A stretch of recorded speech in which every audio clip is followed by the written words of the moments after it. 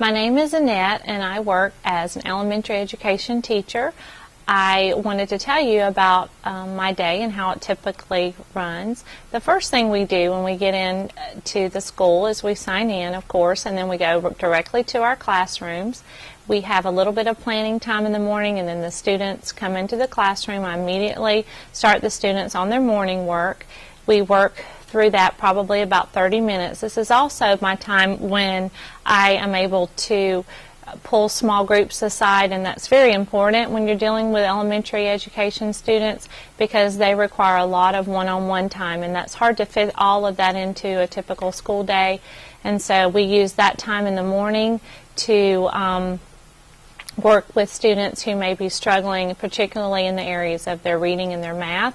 They also have some tutorials on the computers where they are able to access those practice activities. And then our day starts around 8:25 in the morning. We begin with by saying the Pledge of Allegiance, and then we go on with our instructional television program in the morning, which consists of mainly just announcements. And we also during that time have a character education lesson every morning. After that, then we begin our subjects. We have math and we have reading. I'm required to teach all subjects, and so I have my students throughout the whole day. It's a self-contained classroom. I also teach science, social studies, writing.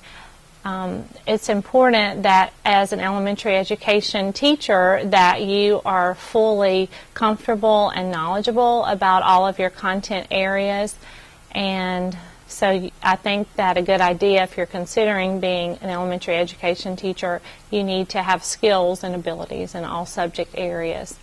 We are tested in our state on a reading and a math and a science standardized test, and so we spend a lot of our time preparing the students and getting them ready for that test every spring.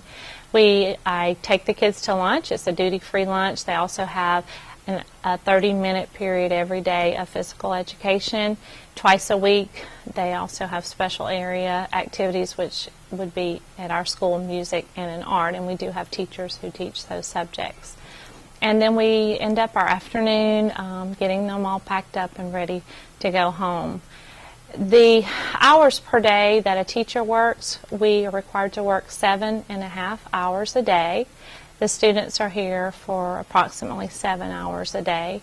And then we work Monday through Friday at our school.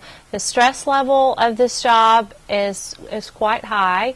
There's very much paperwork to do. There's a great deal of documentation that you're required to do as a classroom teacher, in addition to committees that you are assigned to, and parent conferences, all kinds of meetings, and it's a very, very busy job in that it requires a lot of time. If you are a type of person who wants to work from, say, 8 to 5, then teaching may not be something you would be interested in, because it's summer. You have requirements during the summer when you are always trying to update your certification, and so it is a full-time job, and but it's a wonderful job. The job requirements for becoming an elementary education teacher is, first of all, you will need to get your bachelor's in the field of elementary education. If a teacher decides to pursue another degree, for example, a master's degree, I think that is also a good idea. It is certainly not required to be an elementary education teacher. I think that the skills that you learn if you obtain a second degree, those are always skills that you will be able to learn from and to utilize in your classroom as a teacher. You do receive a higher pay if you have required a further degree rather than just the bachelor's, which is your minimal degree. The internship is also a requirement for an elementary education teacher. That usually consists, depending on the university in which you attend, would require you to do at least a semester of practice teaching, or it's also called student teaching at most universities. Some universities require a year-long internship, and so that just would depend on that college of education. Thirdly, the skills that one needs to be an elementary education teacher.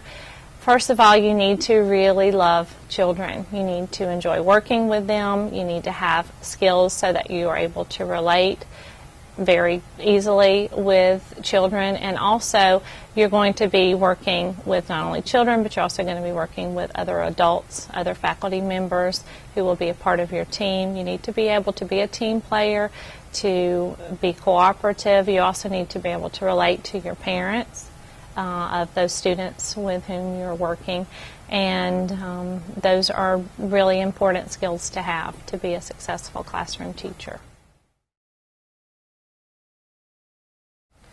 The best part of being an elementary education teacher, I would have to say, would be the rewards that you receive from your teacher, from the students that you're teaching. You get to see them from the beginning of a school year until the end of the school year. You get to see the great strides, the great progress that he or she has made. You get to be so involved in that year of a child's life, and you really become aware of that student's strengths and his or her weaknesses, and you're able to bring out the best, I think, in every child, and that to me is just an awesome, rewarding experience as an elementary classroom teacher. The worst part of my job would definitely be the amount of paperwork. It's not just grading some papers and sending them home on Friday or on Monday with the students. We are required to document almost everything, every parent contact, every parent meeting, any type of discipline in which you are doing on a daily basis, on a weekly basis. You are required to send home daily communication with parents. You also have to do that on a weekly basis in the form, say, of a newsletter that goes home. Also, just the many state requirements, your benchmarks and your objectives that have to be checked off and documented. There are also, if a child is struggling in a particular area, then you would have documentation for that child to show that he or she has hopefully made progress in the area in which they're having difficulty. And I would have to say that the amount of paperwork that's required would be the worst part of being an elementary ed teacher.